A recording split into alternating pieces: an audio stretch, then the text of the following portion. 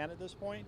So about 1:30 this morning, deputies were dispatched to 7850 134th Street North in Seminole, which is right down the street here, for a woman who had been shot. So the victim, whose name I'm not going to release, was shot multiple times. She was transported to the hospital, and by all accounts, she's going to survive. But she was shot numerous times. So through the course of the investigation, what we learned is the victim was shot by a family member. And it was believed that a family member was still in the house. So between 1:30 this morning and now, we activated the SWAT team and we went through our process, and it's a kind of a laborious process for safety reasons that we go through. And ultimately, we were able to gain access to the house, and we did find a male inside with a single gunshot wound to the head. We do believe it's our suspect. However, he's not been positively identified, so I'm not going to release his name either. Understand this is an ongoing investigation, and like everything else, things are subject to change. But I'll tell you this, that our public information office, once we confirm the identities and we were able to release the identity of the victim, we'll put that out to you later on in a media release.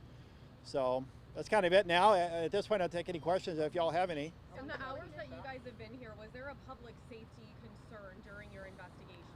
No, by all accounts and through investigative means that we had, we believed our suspect was in the house, by all accounts from the information we have, so absolutely not.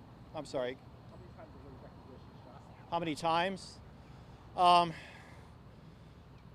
Probably about 11 times. I know it seems like a lot, but understand that some of those may be a through and through shot, so you may have two holes for one gunshot. Most of them were torso and a couple to the head.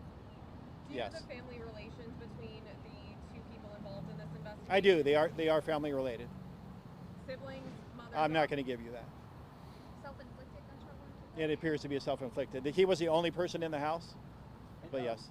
You guys don't know how long he'd been in there with that gunshot. Is there any shooting at all? We do not know. So when patrol set up on the house, again, we got the call about a little after 1:30 in the morning. She had actually, I didn't tell you this part, I'm sorry. She actually was able to walk out of the house, believe it or not, being shot that many times, and went across the street to a neighbor's house. And that neighbor called us. And she was transported to the hospital from that neighbor's house. So in that time, patrol set up around our house where the crime occurred. They didn't hear any additional gunshots. So we don't know when. That doesn't mean it didn't happen later on. It doesn't mean it happened right after she walked out to go to the neighbors. We just don't know when that happened. Why exactly did it take, if you went through the reason it took so long for you guys to get in the house? To be safe. So we did have information that inside the house were rifles and pistols. And we just don't, what we call, go tactical on the house. That is, just send a SWAT team in. It's just not the safest way to go. We do a slow and methodical, sneak and peek, get all the information we can get. With our negotiator team, we try to establish contact for several hours, because the safest way is to get somebody in the house, out of the house, without sending the SWAT team in. So. Can you give us a rundown of all of the resources that were included in this investigation? I understand the bomb squad from HCSO made their way over here. No, so we canceled Hillsborough. It wasn't the bomb squad. That actually, they have a different robot than we have. So we had called them for that additional asset. We never did use it, because by the time they were still on the way, we were able to get in the house. We did send our robot in, and our robot is the one that found the suspect. So they were canceled. Also with that, so clearly the SWAT team, the negotiators, they kind of take the lion's share of the work. And now the homicide investigators will do their job. So. Was this person that we're not identifying, the man with the one self-inflicted gunshot wound, did he have a record of any sort? So, yes, but very minimal. By all accounts, this was just a domestic related situation. So the person's record goes all the way back to 1976 in Joliet, Illinois. And that was like a larceny charge, a misdemeanor larceny.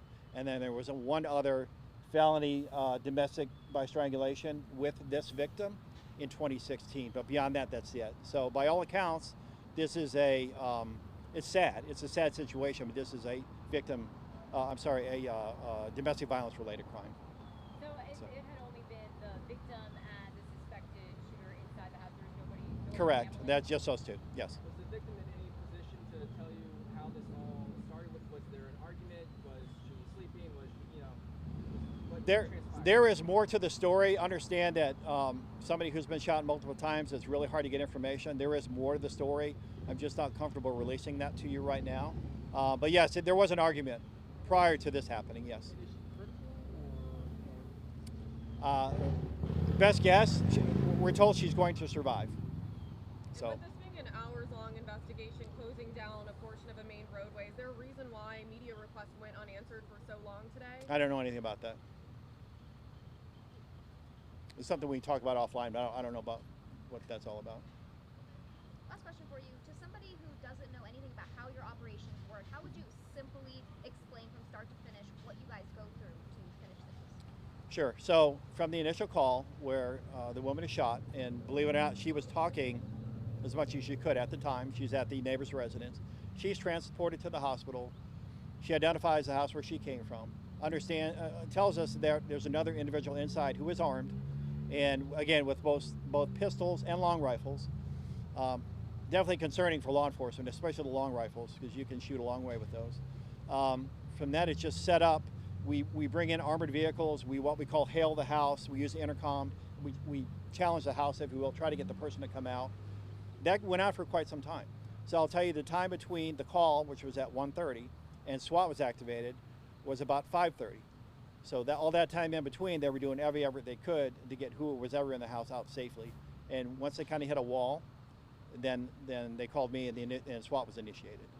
So does that answer your question? Yeah. For people living here, how long will you be out there? How long will you be? So we're getting ready to open the road up. 134th Street is right over here. It runs north off of Park Boulevard. Probably as soon as I walk away here, they're going to open up the road. And for everyone else, commuters and whatnot, it'll be, quote, business as usual. And the church will be able to go back? I'm sorry? Will the church be open then as well? Or? Yeah, so we did have contact with the church early on, and they were very cooperative and understanding. Today's Sunday, and they have masses today. They canceled all their masses.